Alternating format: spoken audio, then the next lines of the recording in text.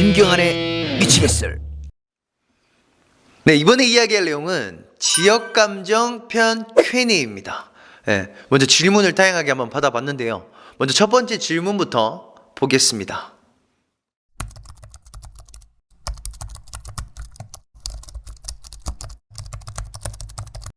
지역감정의 가장 큰 문제는 이유가 없다라는 겁니다. 그냥 단순히 지역에 살고 있기 때문에, 그 전에 계속 이어져 왔기 때문에 형체나 명확한 사유 없이 싫어지는 감정의 문제라는 게 문제인 거죠. 특정한 사건이 문제거나 사안이 문제라면 해결이라는 단어가 가능한데, 그냥 감정적으로 부딪히는 문제다 보니까 해결이 되지 않더라고요. 그래서 지역감정의 가장 큰 문제는 맹목성, 목적이 없다, 그냥 감정 싸움이다 라고 하는 게 저는 가장 큰 문제라고 봐요. 이 사례로 제가 군대에 있을 때 저희 소대에 대구 경북 출신 선임들이 많았거든요. 근데 제가 이제 광주에서 대학을 다니다 가다 보니까 그때가 2012년 대선이 있었던 해입니다. 그래서 공보물이 와가지고 당시에 문재인 후보와 박근혜 후보의 리플렛을 보면서 어떤 사람이 더 좋을까 부대에서 이제 각자 보다가 훈련을 같이 나갔어요. 60 트럭을 타고 덜덜덜덜 방탄 쓰고 가고 있는데 갑자기 최고참인 선임이 묻더라고요. 김경환 하면, 네, 이병 김경환 이렇게 했더니 혹시 대통령 누구 뽑을 거냐 묻더라고요. 왜 저한테 물었냐? 제가 가방끈이 제일 길었거든요. 네. 지방 거점 국립대 4년제를 나온 제가 가장 가방끈이 길었기 때문에 가장 똑똑하다 생각하고 물었나 봐요. 그래서 저한테 물었어요. 그래서 제가 거기다 대고 공약을 보십시오. 거기에 우리가 군인 입장이니까 우리는 현재 우리 상황에 맞는 후보를 뽑아야 되지 않겠습니까? 라고 말했더니 앞에 대구에서 온 선임 3명이 외쳤습니다. 대구는 박근혜지! 라고 하더라고요. 그래서 그 말을 듣고 엄청나게 충격을 받았던 적이 있어요. 이게 어른들의 이야기가 아니라 20대 우리도 대구는 박근혜지라는 말을 할 수 있나? 그리고 나서 17년도에 탄핵했을 때 저희가 소대 단톡방에 제가 대구는 박근혜지 나와! 했더니 그때 다들 저한테 미안하다 경환아, 그때 몰랐다 했던 에피소드가 있습니다.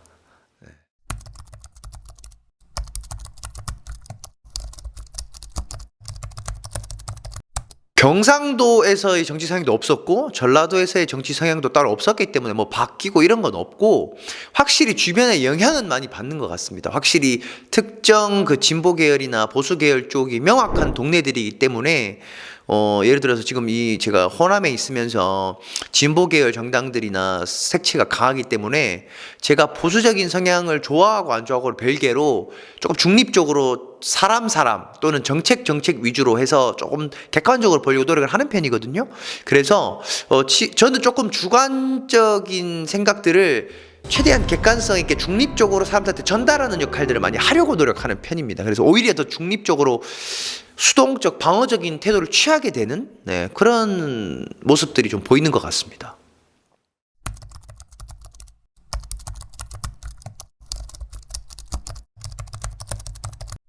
사라져야죠. 그리고 사라질 거라고 믿어야 없어질 수 있을 것 같고, 청년 세대에서부터 옅어지는 건 사실인 것 같아요. 그래서 아마 지난 대선 때 탄핵 정국이 있었지만 분명히 이 경상도 쪽에서도 민주당 지지를 하는 젊은 청년 세대들이 많아졌는데, 지금 대선을 봐도 좀 알지 않나요? 지금 대선도 이 호남권에 있는 2030 세대들의 보수당 지지가 상당히 늘었다라는 게 이제 여론조사 등에서 나오고, 제 주변 지인들을 통해서 들어도 나는 이번에는 보수당 쪽을 찍고 싶다 하는 2030이 이 호남에도 많더라고요. 그래서 바뀌어 갈 거다, 다만 조금 더 시간이 필요하다라고 생각은 하고 있습니다.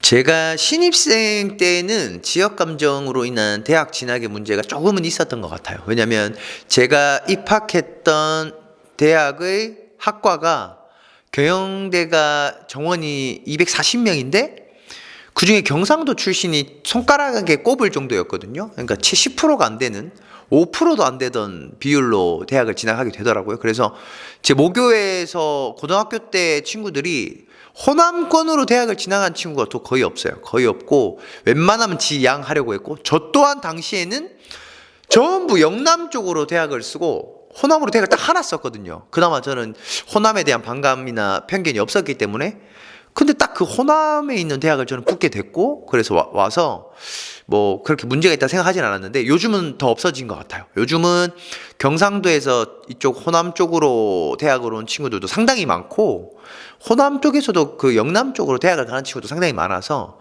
점점 좀 많이 섞여서 완화되고 있지 않나라고 생각하고 있습니다.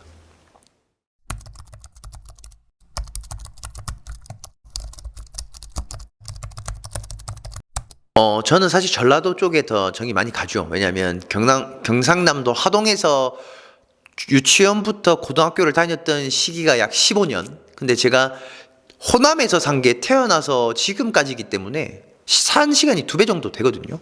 제가 20살부터 지금까지 약 10년 넘게 또 광주에서 지냈고, 여기서 또 새로운 사람들을 많이 만났고, 그래서 경상도라고 하면은 사실 당연히 전라도 쪽이 더 친근하지만, 경남 하동이라는 동네에 대한 프라이드나 애정은 상당히 큽니다. 그래서 광양보단 하동인데 영남보단 호남입니다. 약간 그런 마음이에요.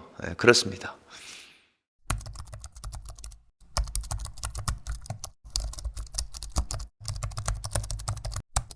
보통 영남, 호남 쪽의 이 지역색으로 인한 정치 성향에서 압도적인 90% 이상의 득표율이 나오는 동네들은 사실 더 발전하기 어렵다고 보거든요. 아니 뭐 연애하고 친구할 때도 잡은 물고기 밥 안 준다라는 말 있지 않습니까? 당연히 그럴 것 같아요.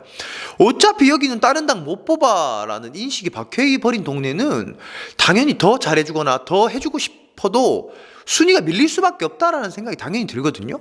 그래서 저는 이 지역 감정이 강해질수록 피해보는 사람은 나다라고 생각을 해요. 예를 들어서 여기 지금 제가 살고 있는 광주가 진보 쪽 계열을 적극적으로 지지한다면 과연 진보 계열에서 굳이 광주에게 잘해줄 필요가 있나? 요즘도 그런 말 많이 나오지 않나요? 선거 때만 찾는 곳이라고?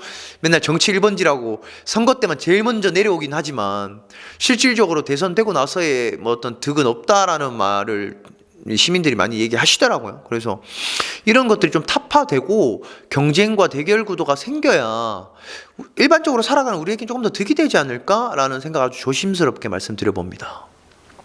네, 지금까지 이야기 브릿지 김경환이었습니다. 감사합니다.